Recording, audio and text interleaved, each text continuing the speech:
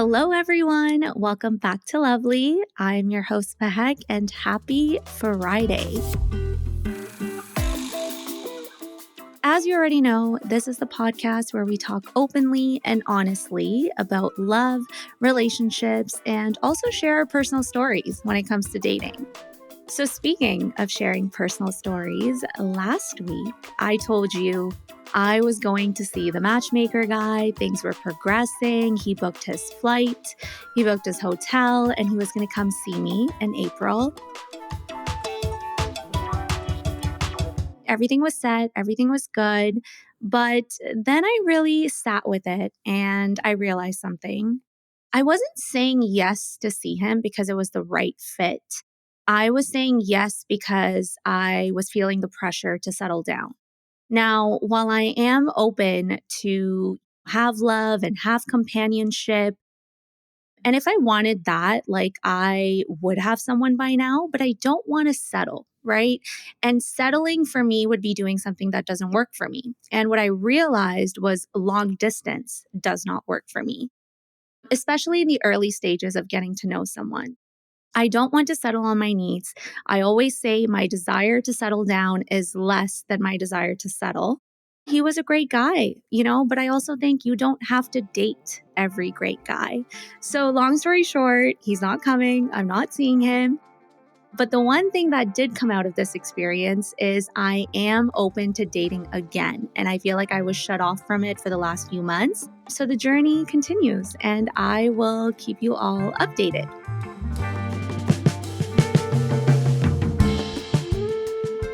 Okay, so speaking of how we choose partners, last week I sat down with Richard and we had a really good conversation about how our family and upbringing really shapes the way we show up in dating. Okay, so my parents it was definitely just like, okay, here's my picture. I like your picture, meet up 2 or 3 times and then get married. But I would not want to model anything after their relationship because I don't think it was a healthy dynamic. We talked about what they got right, what they got wrong, and how all of that plays into how we prioritize dating. Do we date people? Do we date careers? Do we do both? That also led to us sharing some of our dating disasters. But it also got me thinking.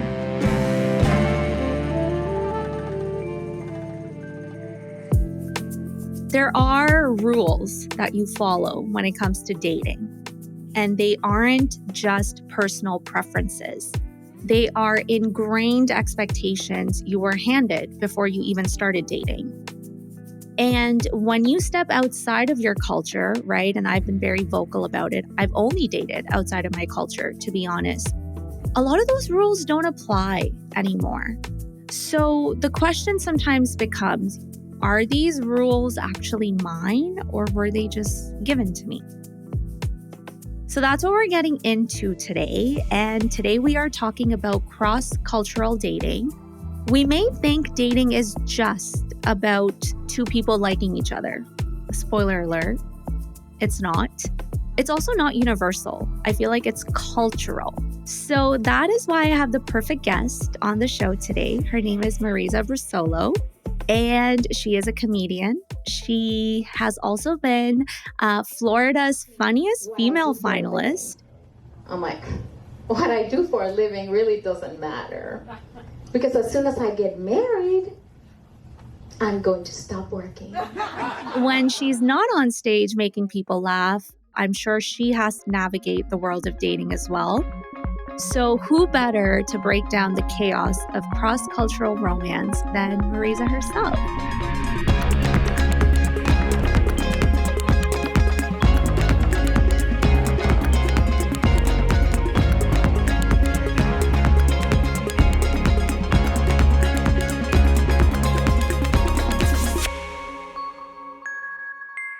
Marisa, hello. Welcome to Lovely. How are you? Fantastic. Thank you for having me. Where are you calling in from? I am in Boca Raton, Where is that? Florida. Yes, Boca Raton, Florida. Yes, because you are not in the States. I'm like, yes. Yes. Also, I am geographically impaired. So, I don't know where any place is. So I'm glad you told me it's Florida. And have you always been in Florida, Marisa? No, I'm originally from Mexico and I lived in Austin, Texas for several years. And then I moved to Florida. Amazing. And when did you move to Austin, Texas from Mexico? It was several years ago. I actually moved to Austin because I grew up in Mexico and I finished my college degree. But before I finished my degree, I met an American guy. So he was living in Austin. And I met him because I went to Austin just to visit and I met him and we had a long distance relationship. So you were mentioning that. So it does work. No, it doesn't work. Good for you. Because we only saw each other in person for 57 days in 3 years. Wow. I want to take it back to your roots. Okay. So born in Mexico. Tell me a little bit about your connection to immigrant identity. Well, my connection is strong. At the same time, I really love living in the United States. My people, my Mexicans, I call them my Mexicans, because my friends, I have my friends since I was in kindergarten. I still have my friends. Like we're very close. So friendship is very strong in Mexico. Your Mexican friend will be your friend until the day you die. Like and I always say, if you don't have a friend who's Mexican, get that friend because if you ever get foreclosed on your house and you end up homeless, that Mexican friend will let you stay in their house. They don't care if they just have one room, they will share. That's how we are. Like you have a house, you have a shelter. Okay, doesn't matter. And we even have a saying for food. If you one day you run out of food, your Mexican friend will share her food with you. We call it uh, échale agua a los frijoles. That means add more water to the beans. That means like we have a pot with beans. It's like, well, it's just a saying, it could be another meal, but of course, come on, we'll just add more water to the beans and we'll share our beans with you. So that's our friendships. That's my friendships in Mexico. And that's why I think this topic is so exciting to talk about, right? Because it's different where I come from, where you come from, but then when you move to the States, when I moved here, things are done differently, especially in dating. So take me back to when you met this Austin man, we'll call him. He was my first boyfriend, really. I mean, he's 7 years older than me. And I was like, oh, he's a man. So I met him. And for me, like, I thought he knows so much. He had already finished his degree. He was working. And I was like, wow. He took me to really nice restaurants in Mexico. Like, he would investigate and he knew what restaurants. And I remember I felt like I was a grown up. I was 18 years old when I met him. But he proposed to me 6 months after he met me. Are you still with this guy? No, we got divorced. Oh, okay. And how long were you together for? We were together for many years, but just want to tell you, yes, I got divorced, okay? But since we're talking a little bit about dating, there are guys that have told me they love me, but I already know what love looks like. Like, even though we got divorced because the love ended and there's reasons why it ended, I have my own theory why it ended, but he loved me. Like, he proposed to me 6 months after he met me. He would visit my parents. He was very nice to my parents, to my brother. I'm very close to my brother. Very helpful, very kind, very generous.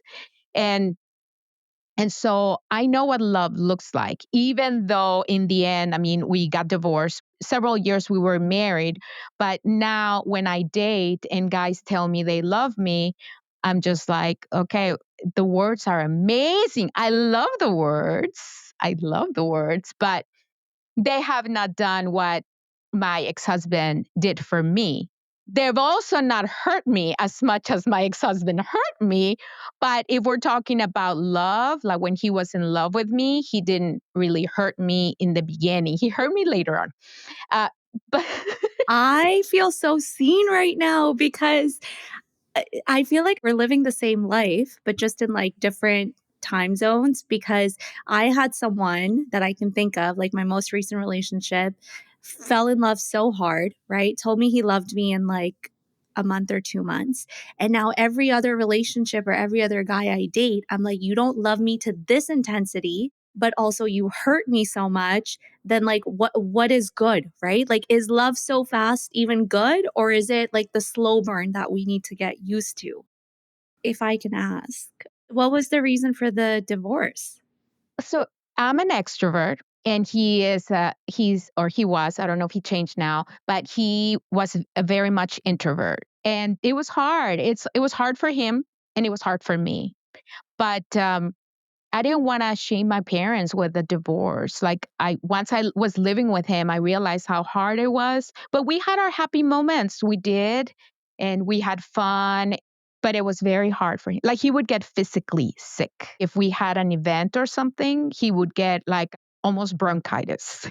So, but I didn't understand them. I was just so upset when he would do that. So for a long time, I was like a single woman, but I was married. Like I would go to events by myself and we had friends that were couples. I ended up asking them if they would invite us and we would cancel it at the last minute because he, in the end, like it was a moment we're leaving, he would pick a fight or something, or he would get sick. I'm sick. How am I going to go if I'm sick? So I ended up telling my friends, I'm like, is it okay if I go by myself? Because they were all going with their husbands. And they said, of course, of course. And then I ended up enjoying going by myself. You're like, I don't need him. No, and then I was like, I don't want him to go. And it was fun because he didn't want to go.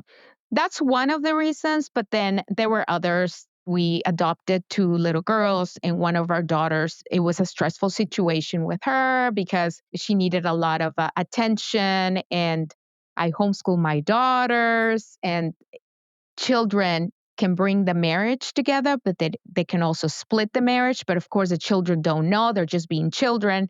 And that brought a lot of stress in the relationship. And in the end, it just ended. Are you guys co-parenting now? No, my daughters are older, but the thing is that in the end, because I don't know if that's because he was an introvert, but like if we would get into an argument, he didn't initiate the reconciliation. And I always justified it that he's an introvert, I'm an extrovert, then I should initiate the reconciliation. I should be the one. And one time we didn't speak for 15 days. 15 days in the same house. We didn't speak to each other because I was like, no, it's his turn. It's his turn. Like I've done it for 150 times. I'm done. But he didn't do it. I had to initiate conversation. Like I had to be the one. My advice, just let it go. Let it go because they're not going to change.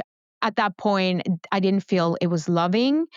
And then I just ended up like gave up. Like one day he stopped talking to me. We stopped talking to each other. And at that point I said, I'm done. Like I'm not going to initiate. And then 3 months later, he said, we're getting a divorce.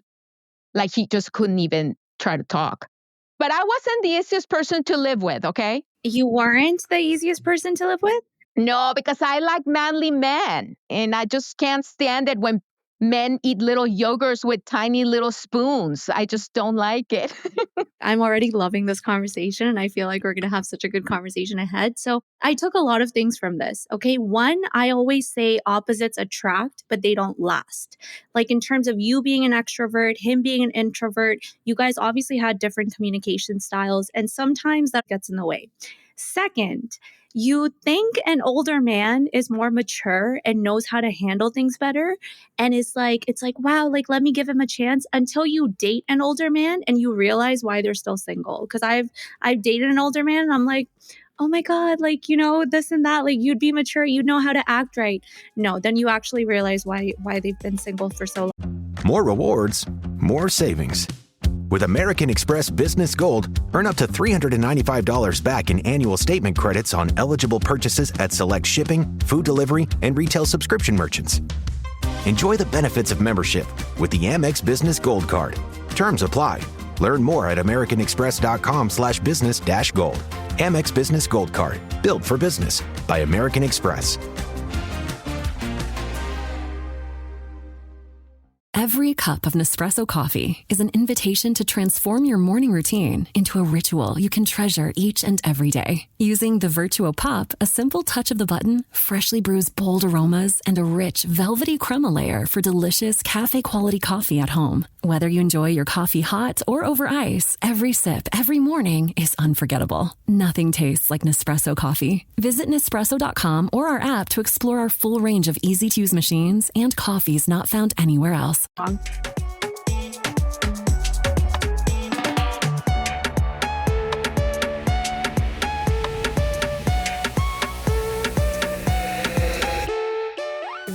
What was dating like how you grew up? And how was it different with what you had to learn as you moved to the States? What was a shocking thing for you that it just didn't translate, you know? Okay, one of the shocking things that I remember is that he had a sister, okay? And she lived in Austin. And she came to visit us, and we were going to go to the movies. We're married, right? Well, we're going to go to the movies. And she came to visit, just like she just stopped by. And we were talking, and then he's like, okay, we're going to go. Like, she was inside of our apartment. We're chatting with her. And then he's like, okay, like, you can go now because we're going to go to the movies. And I was like, oh, no. In Mexico, we don't do that. Like, you're going to the movies, do you have someone shows up? You don't go to the movies. You say, we're going to the movies. You can come with us, but you don't kick the person out of your house because you're going to the movies. Oh, I see. Okay. If it's like tickets to a show, like the movies, you can just buy, you can go on another time. But as let's say that you have tickets for a show, like the theater or something, then maybe you do say, no, you do say, you can say, hey, that's so great that as they're coming in, hey, maybe the visit is going to be kind of short. We have tickets to go to a play and we're going to be leaving in 30 minutes, but we wish we had another ticket for you. Like you kind of tell the person and they're like, oh, no, it's okay. It's okay. But like the movies is not that important. You can go to the movies later. You can go to the movies the next day. And I remember I told him, I said, don't ever do that. Like I felt really, really bad. That was very shocking. Also, it's shocking when people say, let's say, I'm a guest at your house and then we're chatting and everything. And then I say, okay, I'm going to go now. And you stand up and you're like, okay, nice to see you. No, you're supposed to say, no, what do you mean you have to go? Stay, sit down, have more food. No, don't go. It's not like you're supposed to. It's just we do. So if the person stands up immediately after you say, I'm going to go, and they say, okay, that means that they're kicking you out. Like that means that they really want me to leave. I don't know. Am I explaining it? Like, You are. And I see this in my culture too, like certain things. Like, first of all, when you go to someone's house anytime, not even just the first time, every time you go because they're hosting you, you have to take something with you. You can't just go empty handed. Like that's how I've been raised. You bring something like sweets or a bottle of wine or whatever, right? Like something to show up like that. Yeah, I remember in like family gatherings growing up, like it was never a straight cut goodbye. Like goodbyes would go on for 40 minutes. You would stand up and be like, no, stay. Then you would stand up again, no, stay. Then you're waiting at the door. yes. And actually, let's say you go with your friend or a significant other. So then you say, hey, what time are we leaving, right? Before you go in there. And then the person says, oh, is it okay if we leave at 10? Okay. All right. So at 9:30, we're going to start saying goodbye. Okay. Like here in the States, no. They are like, we're leaving. Okay. Thank you for coming. And then they don't walk you to the door many times. In Mexico, we walk the person to the door. We wait until they get in the car. And after their car leaves, you say goodbye and then you close the door. When the person is walking out and then they close the door, you turn. It's like, okay, they wanted me to leave. But my friends here in the States are American friends. They're white girls. I'm very lucky also. As soon as I moved to Austin, I made very good friends. And they're still my friends now. We've been friends forever. And then when I moved to Florida, I also made really good friends. They're my family here. So wherever I go, I make friends, and normally my friends are going to be my friends forever. We're going to be friends. I'm lucky that I attract good people, good friends, and we care for each other. Good attracts good. So I have no doubt that you have beautiful friendships in your life. And again, I think friendships are so important, and especially female friendships. They really help me understand like how good life is. And it kind of sets the standard, right? Like I feel like when I'm dating and a guy is like doing the bare minimum, No. I'm out with my girlfriends having the most amazing, lavish time, and you can't even put in effort to plan a thoughtful date. Good night. Like, see ya. Right. So it's like, it's that. And speaking of that, we talked about some norms that we see as we're seeing family and friends. Let's talk about dating. So I didn't ask you yet. What is your relationship status right now? Right now I'm single. Okay, me too. Yes, I love it. Two yes. single girlies. Yes. Are you dating right now? Yes, I'm actually on a dating app. Okay, cute. Any exciting dates recently? It's hard. It's really hard because I heard you were saying like you didn't want to settle and things like that. And it's just hard. I noticed that I'm still very traditional. Actually, I was going out with a guy after my divorce. I fell in love with this man and we went out on and off for 3 years. And so that's also, we went on back and forth, like break up and get back together for 3 years. And I haven't dated that much, like what I would call that I lasted longer than 6 months. But the gentleman thing is hard when you grow up in a culture where being a gentleman it's just natural. And what I notice on the dating apps, they'll put, I'm a gentleman. I feel like I should send them a questionnaire. Like a gentleman. Okay, tell me what it means to be a gentleman. Like, do you open doors? Do you walk on the outside of the sidewalk? Little things like that, you know? And in dating, sometimes women they say, I just want to go on a coffee date. I don't want to go out to dinner because going out to dinner is too much of a commitment. What if I don't like the guy? And for me, it is very important to have a meal with the guy. So either lunch or dinner. It's very important. So I look into, does he wait for me outside of the restaurant to walk me in the restaurant? A lot of them don't do that. Let's say he's already inside of the restaurant and he's already seated. Does he get up from the table to come to get me at the door? Or he sends me a text, I'm on the table back there. I don't do that. I just stay at the entrance. I'm not gonna go look for him. And then when they order the food, does he tell me, you order for like, what would you like? Or does he take my order and he orders? I like when they order for me, but what I mean is that even if there's this one thing that I want to get, like I want them to ask me and they order it for me. You see what I'm saying? Like, I see. You want a man, like you yes. said. You want a provider. You want a man, someone's going to take care of you. But like you want someone to be a proper gentleman. You know what? You and I are very similar. And I think that comes with the upbringing. And so you said something, you're very traditional. I'm traditional too. What does traditional mean for you?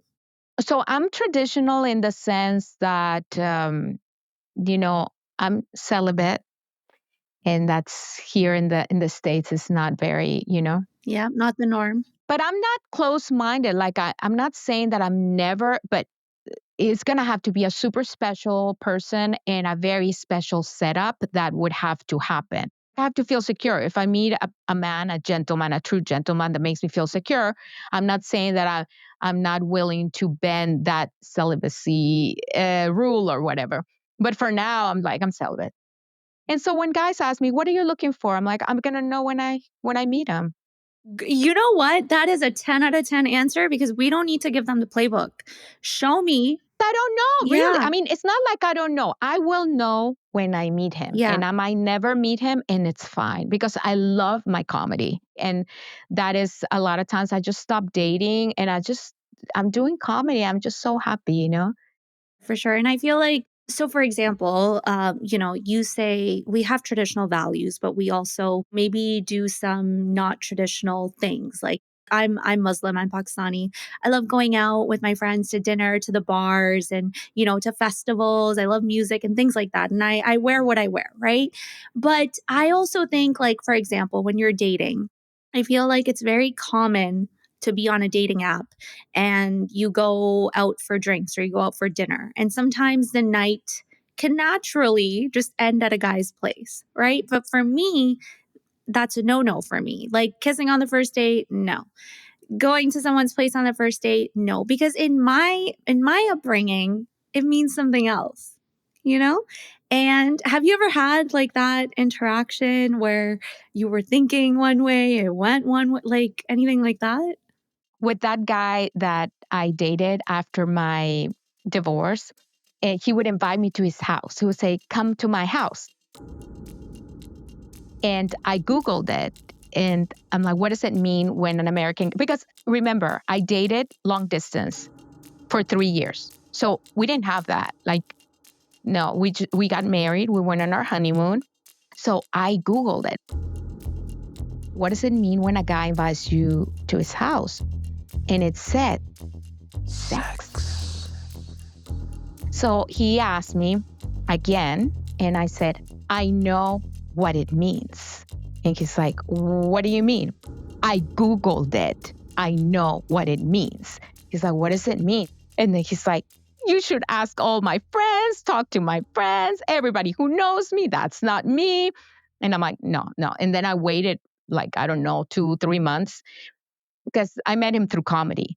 And then I ended up going to his house and it was true. It did not mean that. It meant we spent time together. We watched movies. We wrote comedy. He would make dinner for me. It was true. So it was really comfortable because that's the way it's in Mexico. If you invite a guy to your house, it doesn't mean sex. It means let's have some chips and salsa and chat. I mean, it could mean that. It could, but not necessarily. It means that you're going to sit in the living room. A guy doesn't go into the lady's bedroom. She does. It's not like here. Like here, the kids, they go into each other's bedrooms, like boys and girls. No, even my brothers didn't go into my bedroom. And I didn't go into my brother's bedrooms. That's a girl's bedroom and that's a boy's bedroom. And it was nothing, they didn't teach us that. It would just happen like that. So in Mexico, I could invite a guy, hey, do you want to come over and, we'll have some chips and some cookies or whatever? Okay. But here in the States, it's like, oh, sure, we'll have some cookies. And I know what kind of cookie you want. You know what I mean? Like they'll start with stuff like that. So no, I'm not inviting you to my house because that's not going to happen. And that doesn't mean that is that. But here it does. And it just makes it uncomfortable. Watching a movie means watching a movie. But here it doesn't mean that. Watching a movie means something else. So no, I'm not going to watch a movie with you. I hear you. Like, I think I love Netflix. I love Netflix. I just want to Netflix and chill. I don't want to chill in that way. So I think it has been ruined for the most part. But I think something that you said is healthy, right? Like you can have these things that you're assuming just because majority of the people are doing it, right? Like first date, second date, third date, like some people are just looking to hook up, but once you know that these things exist, it's kind of up to you to A, know what you want, but to B, also ask the intention of the other person, right? Which is what you did. You're like, hey, for me, I would love to come spend time with you and I want to spend time with you, but like, this is not what I'm like after, right? And then he also reassured you that that's not what he's after too. And I think that's why we fell in love. Because we were spending time together. It was true quality time. And we could be quiet. Sometimes we didn't have to talk. He had his own chair. He sat in his chair and I sat on the couch and we were just, it was so nice. I think that's why we fell in love because there was not like, that was like off the table and it was just us getting to know each other. I think the biggest sign of being in love with someone or being comfortable with someone is when you can just be nonverbal. Like you don't have to constantly be talking to them, when you can just sit in their presence and sit in their silence. I think that's really rare. And you can't do that till you put yourself in environments where you get to test that out, right? Because when you're constantly out and about, like it's loud, your distractions, but when you're just within your home and you get to see how someone is on the couch or they're around the kitchen, like that's kind of where you see are they exhibiting the qualities that make me feel safe and make me want to be around them. Since you're new to H&R Block, we'll look at your returns from the last 3 years for any money your last guy might have missed for free. I could get money back from last year? You could. We'll find any mistakes. Could have really used that 2 years ago when I dated that mistake for 5 months. Don't leave money on the table. Switch to H&R Block and get a free second look review. Second look is included at no additional cost with the purchase of tax preparation. Results vary. All tax situations are different. Fees apply if you have us file an amended return. So good, so good, so good. Get ready, because Clear the Rack is on at your Nordstrom Rack store. Now through Monday, find incredible deals on Wear Now styles. On sale for even less at Nordstrom Rack. Take an extra 25% off red tag clearance throughout the store from brands like Adidas, Marc Jacobs, Steve Madden, and more. All sales final. The best stuff goes fast. So shop this sale at Nordstrom Rack today. Please see NordstromRack.com or ask a store associate for details.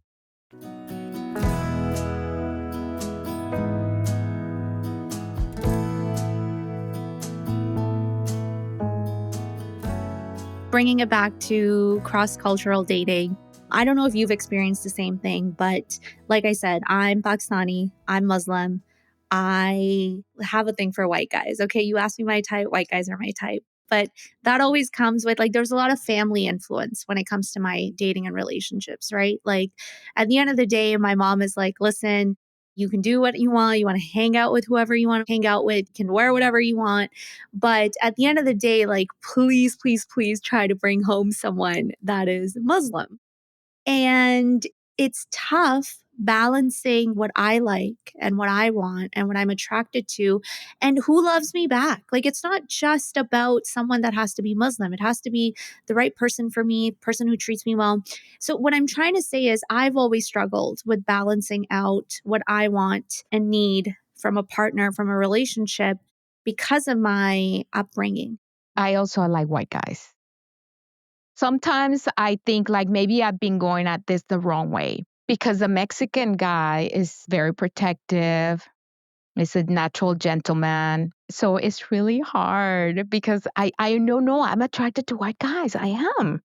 I don't know why. When I was growing up, my mom told me, I grew up in Mexico. My mom is Mexican. My father is Italian. Okay. But my dad grew up in Mexico. We would chat, my mom and I would chat. And then I don't know why. She heard that I said something, my behavior or whatever, and she said, a Mexican guy is not going to want you. A Mexican guy is not going to understand you. You're going to have to go to another country. She told me another country, and that was before I met my ex-husband. She said, a Mexican guy is not going to want you. So I think I was too rebellious. Yeah, I was just going to say that. I'm like, I think I know why your mom said that, because I think sometimes my dad thinks that, you know, we're too outside of our culture and race for someone from our culture and race be accepting of us. But I'm too conservative for a white guy. So how do we win? How do we get this right? Because that's who I am. I'm too liberal for being Mexican, and I'm too conservative to be American. You know what? I know what you're saying, but you're not too much at all. They're just not enough. And you're right. Like, at the end of the day, my thing is, and maybe you'll agree to this, growing up, the end all be all goal is you have to get married. You have to find someone. My life, mashallah, mashallah, is I'm thriving. You know, like, I have a good career, as you do too. I feel fulfilled in my career, as you do too. And then I have all these amazing friendships around me, right? That make me feel fulfilled. And then if that doesn't do anything, I show up for myself. Like, I take myself out to dinner. I do all of those things. So I always say, like, you have to be pretty fucking phenomenal to come into my life and be a part of my life. And I feel like you and I are on the same wavelength. So if it happens, great. That's my attitude. If it doesn't, that's also fine. So yeah, I don't think we're too much at all. I think they're not enough. Yeah. But I think I have my type now. Okay. And? I want a rancher.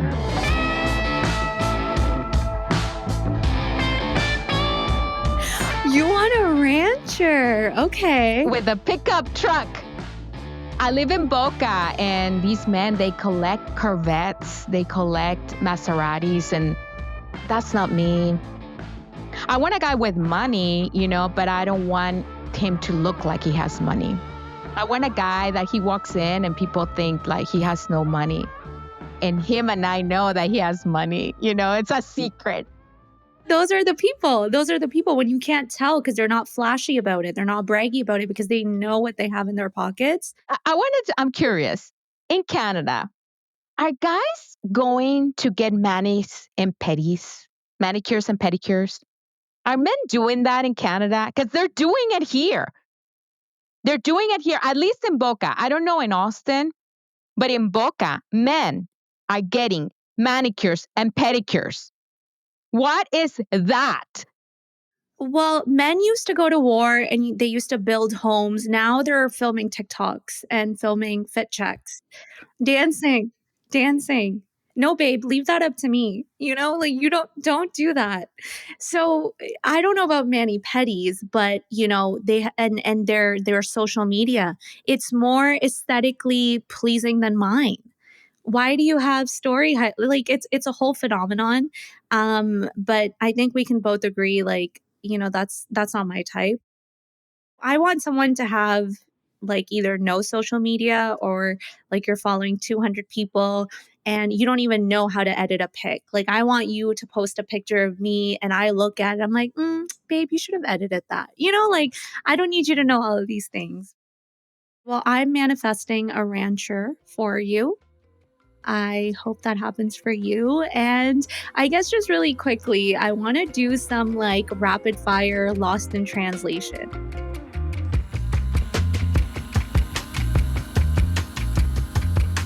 Okay, so a man, he texts you good morning every day. I don't know if he's texting the same message to a bunch of girls, so it really doesn't matter to me. It's not important. Yeah. You go on vacation together. Does that mean you're serious? It doesn't mean that we're serious necessarily, but that he's willing to invest in spending time with me. But it could also mean that he wants a portable puta. Okay, just someone that will go anywhere with you? That he just thinks that he's going to have sex. Yeah, it depends on the guy. Okay, do you think meeting the family within a month or 2 months? How do you feel about that? Yes, that's fine. In Mexico, it's very normal. In Mexico, the guy is going to take you out to dinner. He'll come and pick you up.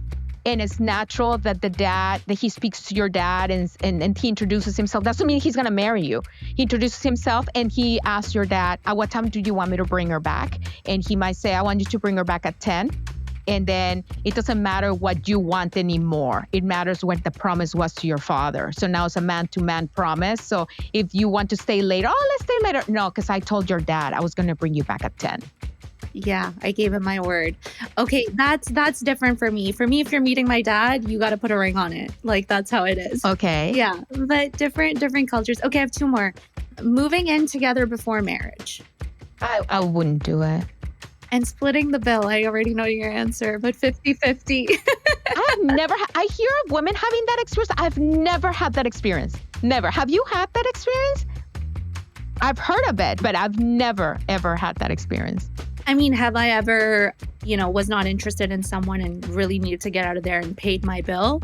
Or has someone taken me up on the offer, like asked to split it? Yeah, I did in the moment, but never, ever, ever would you see me again because... But I think that the opposite. If you didn't have a good time, more so he should pay for the whole thing. You wasted my time. Yes. And I need some money for my pain and suffering. I feel like, throughout our stories and experiences, it does seem like we have a strong sense of culture while also balancing what we like. So how important is it for you to be with someone that understands that part of you? I love to be with a man who is very accepting of every culture. And sometimes they say that they are, but then they say little things that I'm like, you are so racist. But he doesn't realize it. He thinks that he's being very accepting. But there's, what I mean? It's certain things that they might say, well, you know how those people are or whatever. And they can't say that because if it's a white guy, he can't say that. I can say it, but you can't say it. And it sounds ignorant. We're all people, I've been blessed to be in relationships where they have taken the time to understand my culture, my language, and try to incorporate that into the relationship, but you can always tell when someone, for example, a lot of my people drive Ubers here, and you can tell when you get in an Uber with them and they say something about them, and it's just like I'm looking at them like, well, they're same people. You know what I mean? So, yeah, I think there's like a good balance, right? Like you are attracted to what you are, but I think for me, it's important to see that effort that they're putting in to like get to know and mesh that in a little bit better. Oh my God, it's the coolest thing ever. Hey guys, have you heard of Goldbelly? Well, check this out. It's this amazing site where they ship the most iconic, famous foods from restaurants across the country, anywhere nationwide. I've never found a more perfect gift than food. They ship Chicago deep dish pizza, New York bagels, Maine lobster rolls, and even Ina Garten's famous cakes. Seriously. So if you're looking for a gift for the food lover in your life, head to goldbelly.com and get 20% off your first order with promo code GIFT.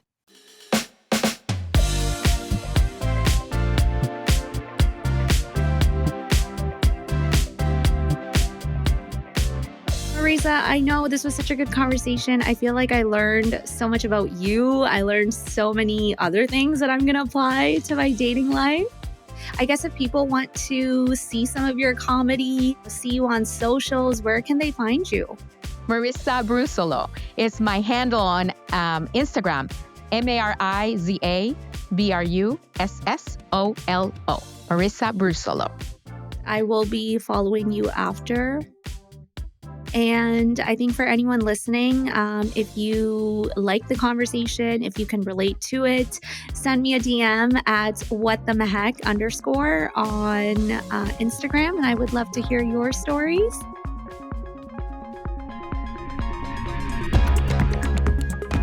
If you are navigating cross-cultural dating right now, my advice to you would be get curious, don't get frustrated, right? And then I think as we learn that instead of assuming someone is doing something wrong, like ask yourself, right? What does this mean in their world? What does it mean in mine?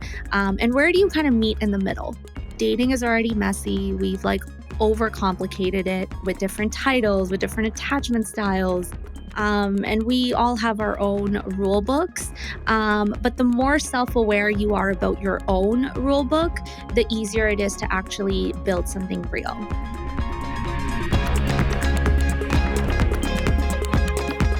Lovely is an Immigrantly media production. This episode was produced by Saadia Khan and Shei, written by me, Mehak. Music, sound design, and editing by Lou Raskin. Other music is by Epidemic Sound. Tune in every Friday for more Lovely.